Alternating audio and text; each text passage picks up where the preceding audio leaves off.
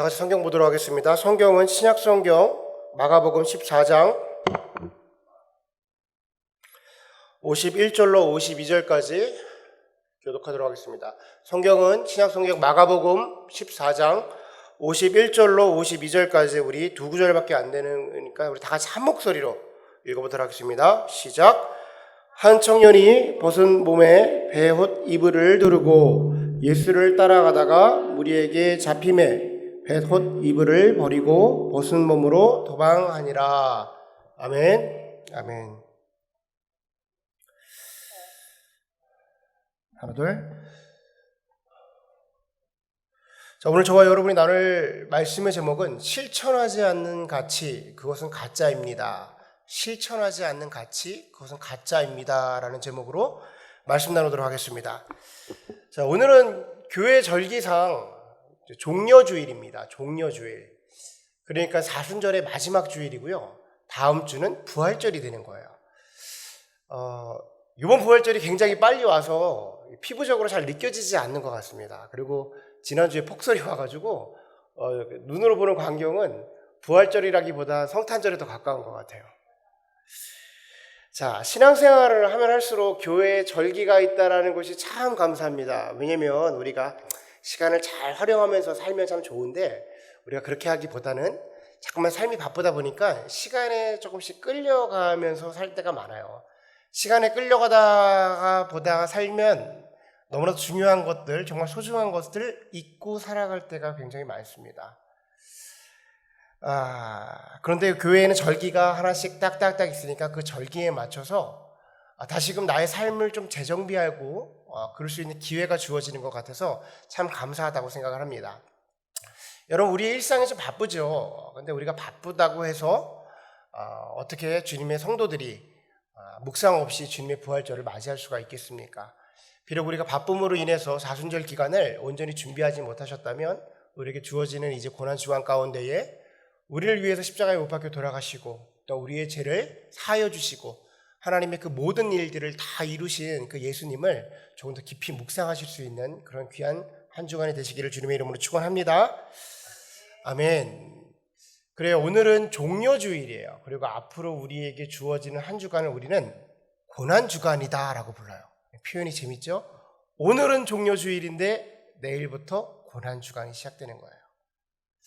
그렇습니다. 이 종려주일의 또 다른 이름은 바로 고난주일이라는 이름이 있어요. 고난주일이라는 이름이 가지고 있어요. 그러니까 얼마나 모순적인 날입니까? 예수님의 영광의 날이 예수님의 고난의 날이 되는 거예요. 예수님의 영광의 날이 고난의 날이 된 겁니다.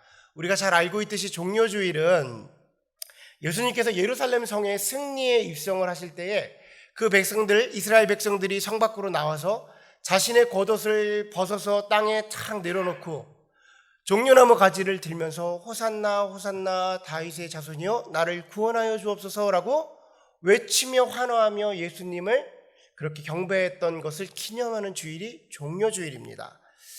사람들이 나와서 겉옷을 벗어서 바닥에 탁 놓았다라는 것은 지금의 개념으로 좀 보면 우리가 레드카펫을 착 깔아놓고 그 주인공을 기다리는 모습, 그런 모습도 있지만 정치적으로 보면요, 이것은 일종의 구테타, 반란이라고 볼 수가 있습니다. 왜냐하면 당시에 이스라엘 사람들에게 겉옷은 생명처럼 소중한 옷이에요. 그래서 예수님께서 겉옷을 달라는 자에게 소득까지 내어주라 라고 말했던 것처럼 그 사람들이 겉옷이 없으면 하루를 지내기가 쉽지 않은 겁니다. 그런데 그 겉옷을 벗어서 바닥에 착 내려놓고 라고 말하는 것은 나의 모든 것을 드립니다. 당신이 나의 왕입니다. 라고 외치는 행동이에요. 그러니까 당시에 이스라엘이 로마의 침략을 당하고 있었습니다. 그러니까 로마의 시선으로 본다면 이것은 엄연한 반란 행동이에요. 군사적 행동이라고 볼 수도 있는 거예요. 그리고 이런 행동이 그런 의미를 가지고 있다는 것은 이스라엘 백성 누구나 다 알고 있던 상황이었습니다. 그러니까 지금 이스라엘 백성들이 했던 행동은 결코 작은 행동이 아니었다는 거예요. 자, 그런데 아이러니하게도 그 일이 있은 후에 정확하게 5일 후에 예수님께서는 십자가에 못 박혀 죽게 됩니다. 그런데 그 일, 예수님이 십자가에 못 박아라 라고 외치고 주장하고 돌을 던지고 침을 뱉었던 사람들이 바로 5일 전에 종려나무 가지를 흔들며 호산나 호산나 외쳤던 바로 그 사람들이었다는 거예요. 앞서 말씀드린 대로 호산나라고 종려나무를 흔드는 것 자체는 결코 작은 일이 아닙니다. 구테타예요. 반란이에요. 엄청난 일이었습니다.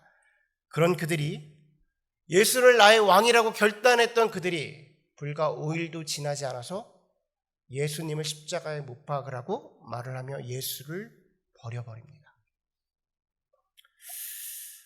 무엇이 그들을, 예수님을 한 5일 만에 버려버릴 수 있게 만들었을까요? 그것은 바로 내가 중심된, 나를 위한 예수님을 믿었기 때문입니다.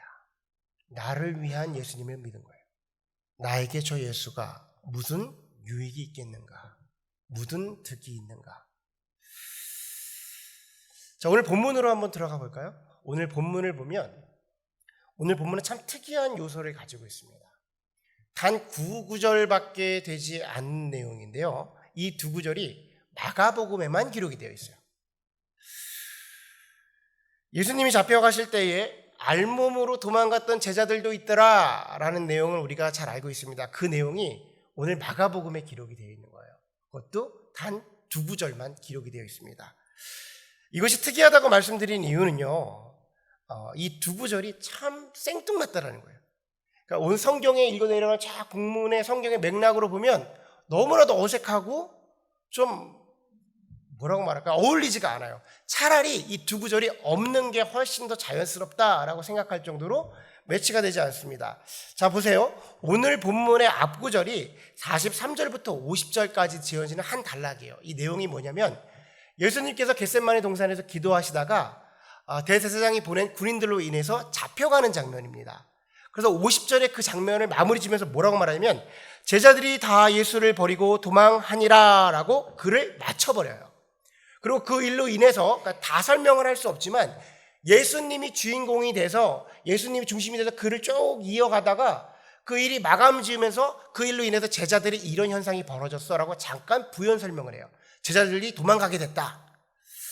그러고 나서 갑자기 그 주체가 예수님이었다가 이름도 알지 못하는 주체, 그러니까 오늘 본문 51절 51절을 보면 한 청년이 떡 나옵니다.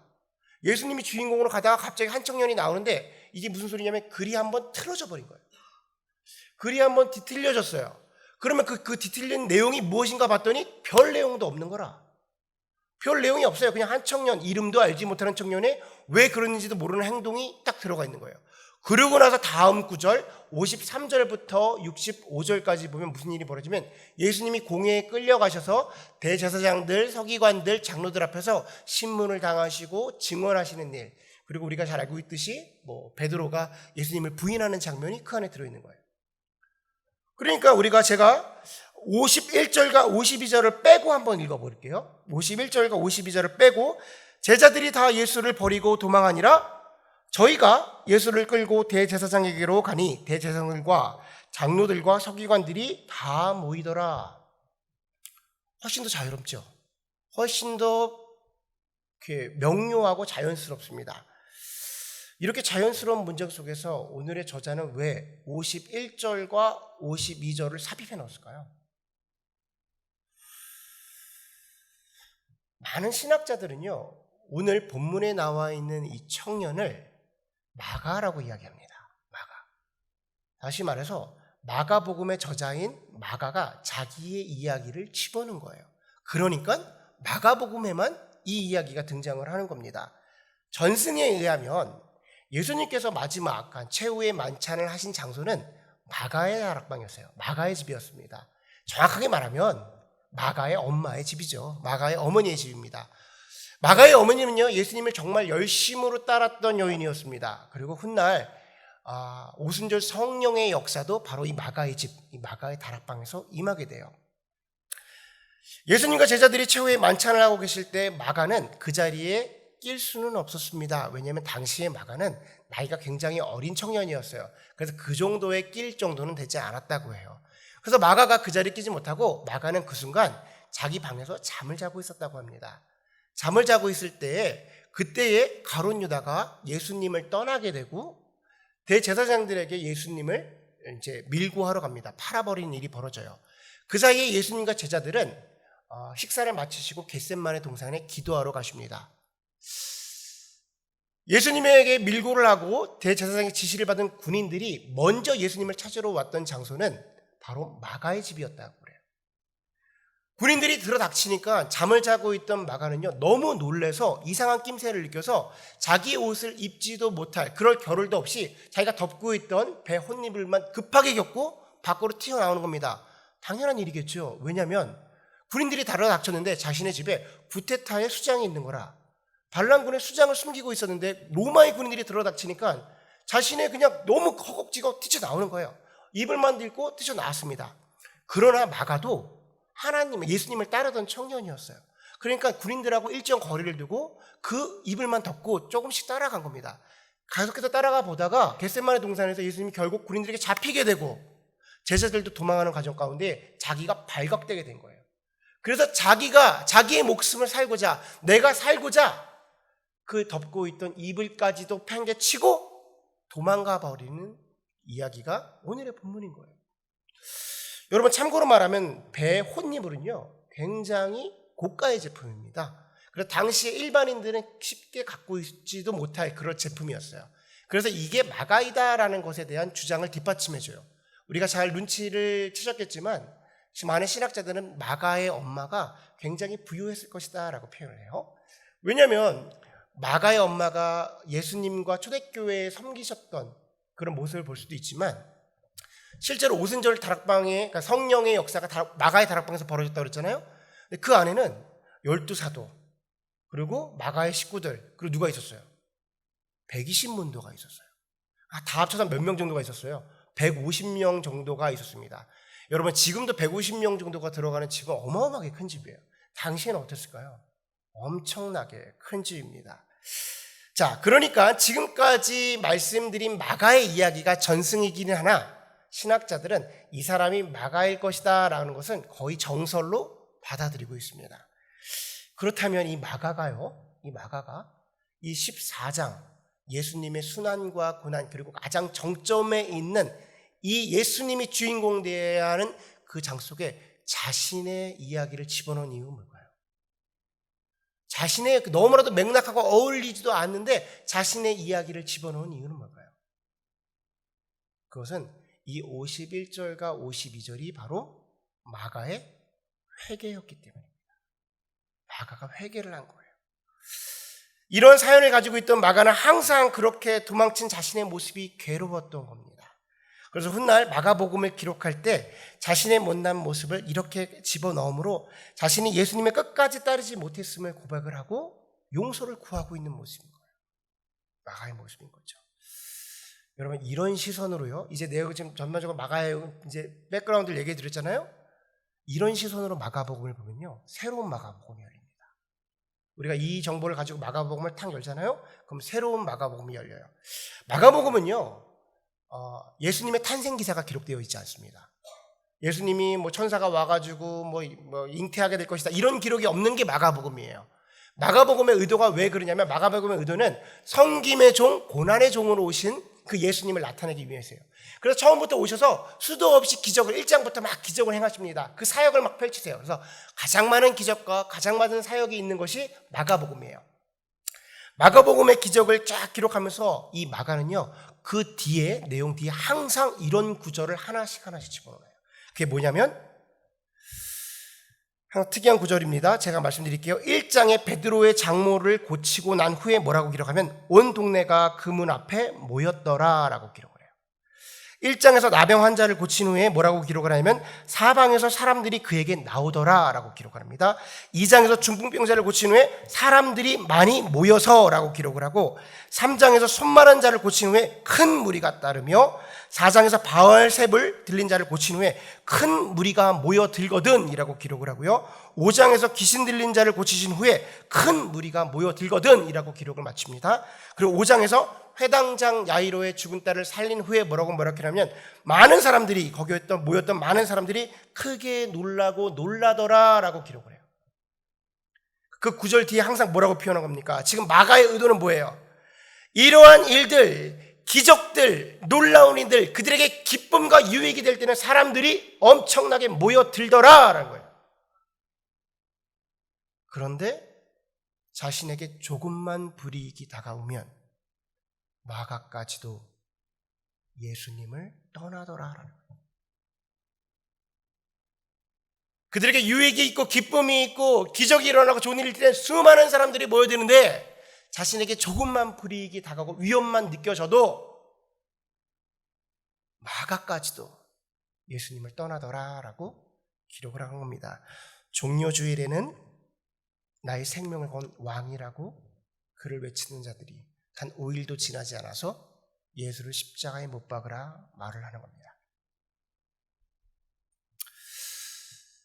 여러분, 제가 조심스럽게 여러분에게 질문을 한번 해보겠습니다. 아주 조심스럽게 여러분께 여쭤볼게요.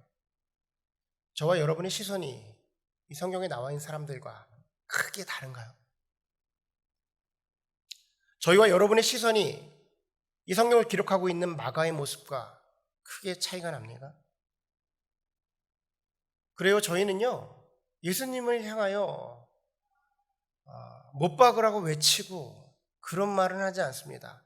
그래요, 우리는요 베드로와 같이 예수님을 저주하거나 예수님을 욕하고 그런 일들을 하지 않습니다. 그래요, 우리는요 그렇게 성경에 나온 것처럼 극단적인 일들은 행하지 않을 사람들이에요. 그런데요, 나 중심의 신앙은 크게 다르지 않습니다. 나 중심의 신앙은 크게 다르지 않아요. 설교 서두에 말씀드린 것처럼 호산나 호산나 다윗의 왕이여 우리를 구원하여 주옵소서 이렇게 외쳤던 일들은요 결코 작은 일이 아니었어요. 그런데 단 5일도 지나지 않아서 예수를 십자가에 못 박으라고 말합니다. 왜? 나를 위한 예수를 믿었기 때문이에요. 나를 위한 예수를 믿은 거죠. 나를 중심에 두고 예수를 바라보는 거예요. 저 예수가 나에게 무슨 유익이 있는가? 저 예수가 나에게 무슨 득이 될 것인가? 마가는 기록합니다. 그들에게 기적과 유익과 기쁨이 있을 때는 수많은 사람들이 그를 따르더라. 제가 오늘 말씀을 묵상을 하면서요 되게 무서운 묵상을 한번 해봤어요. 하나님이 주신 마음이라기보다 제 마음일 수도 있겠죠. 그러나 아주 무서운 묵상을 해봤습니다. 우리나라는요 2017년도 대한민국은 정말 시끄러운 한 해를 보냈습니다. 집에 있는 사람들이 촛불이라는 매개체를 들고 길거리로 튀어나왔어요. 그리고 나와서 외치는 소리는 단 한 가지였습니다. 단 한 가지의 주제였어요. 이것이 나라냐였어요. 이게 나라냐? 박근혜도 아니고 정부도 아니고 그런 내용이 아니었어요. 그들이 나와서 외친 건 단 하나, 이게 나라냐라는 거예요. 이게 무슨 나라냐라고 외쳤어요. 도저히 말도 안 된다라는 거죠. 근데 여러분 하나님 시선에서 한번 볼까요? 하나님 시선에서 한번 볼까요? 하나님 그런 거 관심 없으세요. 하나님 관심 단 한 가지입니다. 하나님의 나라, 하나님의 교회밖에 없어요. 하나님이 우리를 향해서 이렇게 말씀하신 것 같아요. 이게 교회냐? 이게 너희가 말하는 이 땅에서의 하나님의 나라냐? 이게 너희가 말하는 하나님의 나라의 임재가 바로 그 교회냐? 세상에서 상처를 받습니다. 교회에서 상처를 받습니다. 나에게 불이익이 다가옵니다. 계속해서 그 일이 내 마음에 아프게 해요. 상처가 돼요. 그래서 도저히 이해가 안 되는 일이 벌어집니다. 그렇다고 예수님을 떠납니까? 그렇다고 내가 교회를 떠나요? 그게 나에게 하나님의 교회이긴 했습니까? 설교 시간에요. 믿지 않는 사람들을 만날 때, 설교 시간이나 믿지 않는 사람들을 만날 때 이런 얘기 많이 합니다. 진정한 복음을 전한다면 이렇게 얘기를 해요. 예수님이요, 나 잘 되라고 믿는 거 아니에요. 교회요, 나 유익하려고 믿는 거 아닙니다. 여러분, 기독교는요, 이 땅에서 나 잘 되고 나 잘 먹고 잘 살려고 믿는 그런 종교 아니에요. 이렇게 얘기해요. 그러면 정말로 믿지 않으신 분, 솔직하신 분은요, 이렇게 질문을 대리합니다. 그러려면 내가 예수님 왜 믿어요? 그러려면 나에게 아무런 유익도 없는데 뭐 하려고 예수 믿어요? 라고 질문을 해요. 여러분, 저는 이 질문 너무 좋아해요. 여러분, 저 이 질문이 너무 좋아. 왜냐면 이 질문이 있어야만 신앙생활을 시작할 수가 있는 거예요. 내 안에 이 질문이 있어야만 신앙생활을 시작할 수가 있는 겁니다. 나에게 아무런 유익이 없는데 뭐 하려고 예수를 믿는가? 이 땅 가운데 나에게 유익할 것이 하나도 없는데 내가 왜 예수를 믿고 교회를 나가고 있는가? 우리는 하나님을 향해서 이 질문을 아주 철저하고 정말 진지하게 해보셔야 돼요. 그래야 그때부터 신앙생활을 시작하실 수가 있습니다. 나는 뭐 하려고 예수를 믿는가? 이 땅에서 나에게 유익할 것이 없는데 뭐 하려고 나는 지금 교회를 다니고 예수를 믿고 있는가? 그런데 이렇게 당연히 해야 되는 질문을, 세상 사람들은 당연히 생각하는 이 질문을 그냥 스킵하고 신앙생활 하시는 분들이 너무 많습니다.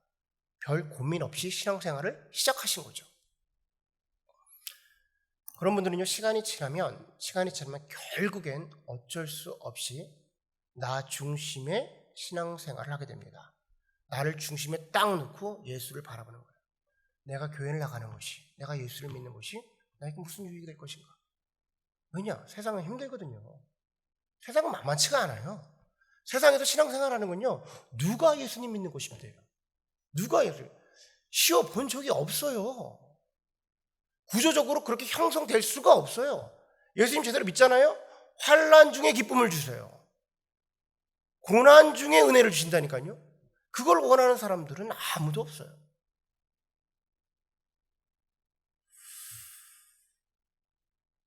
기쁨과 유익이 있을 때는 모여지고 불이익이 있을 때는 예수를 떠나가더라라는 겁니다. 나는 뭐 하려고 예수를 믿는가? 이 땅가운데 나한테 아무런 유익이 없는데 왜 예수를 믿는가에 대해서 아주 깊게 묵상하시잖아요. 묵상하고 또 물어보고 예수님께 계속해서 질문하고 물어보고 깊게 들어가면 딱 이런 정답이 하나 나옵니다. 정답은 다 똑같아요. 무슨 정답이 나오냐? 예수를 위해 믿는다. 예수를 위해 산다가 나와요. 예수를 위해 믿는다. 예수를 위해 산다. 아멘? 여러분, 지금 질문도 제가 했고요. 대답도 제가 했어요. 왜 그럴게요? 이 대답을 모르시는 분이 하나도 없으니까. 이 정답을 모르시는 분이 이 자리에 하나도 없어요. 그런데 내가 찾아낸 대답이 아니잖아요. 내가 하나님한테 받은 정답이 아니고 하나님과 씨름해서 얻은 정답이 아니잖아요. 아무런 힘을 발휘하지 못합니다. 머릿속으로만 알고 있는 거예요.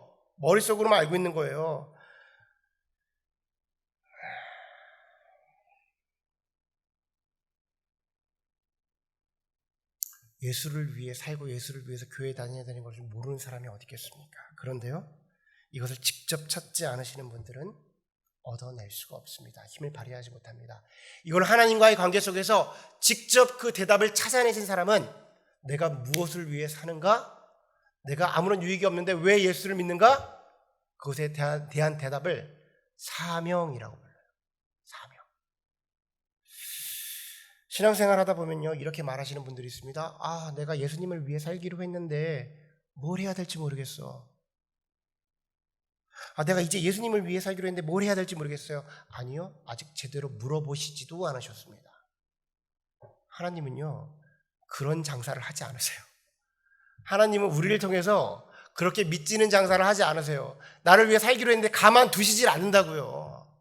하나님은요, 우리를 달기 다 달아서 완전 소모될 때까지 쓰시지, 하나님 위해 살기로 했는데 뭘 할지 모르겠어. 아직 하나님에게 물어보시지도 않은 거예요.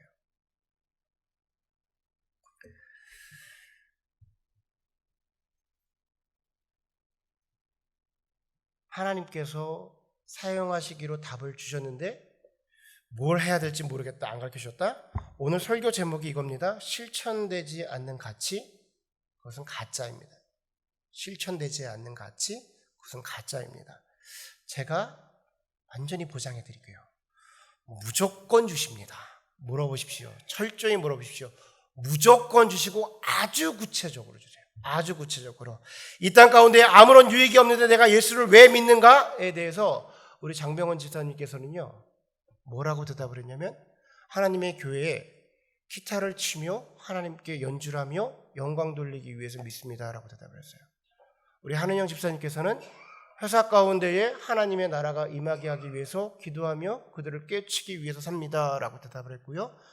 우리 양재열 형제님께서는요, 교회 앞에서 모두가 함께 찬양하며 주님께 영광을 돌리기 위해 살겠습니다 라고 대답을 했고, 우리 하나래 집사님께서는요, 교회를 섬기기 위해 삽니다 라고 대답을 했습니다.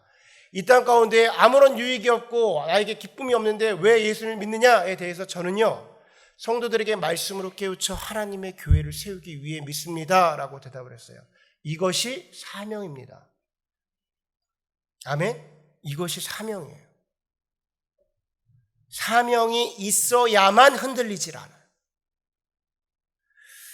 사명 그러면 막 대단한 거라고 생각을 하죠. 어느 신앙의 끝점에 올라가가지고 목사님들이나 저 선교사님들이나 받는 거 그런 게 사명 아니겠어?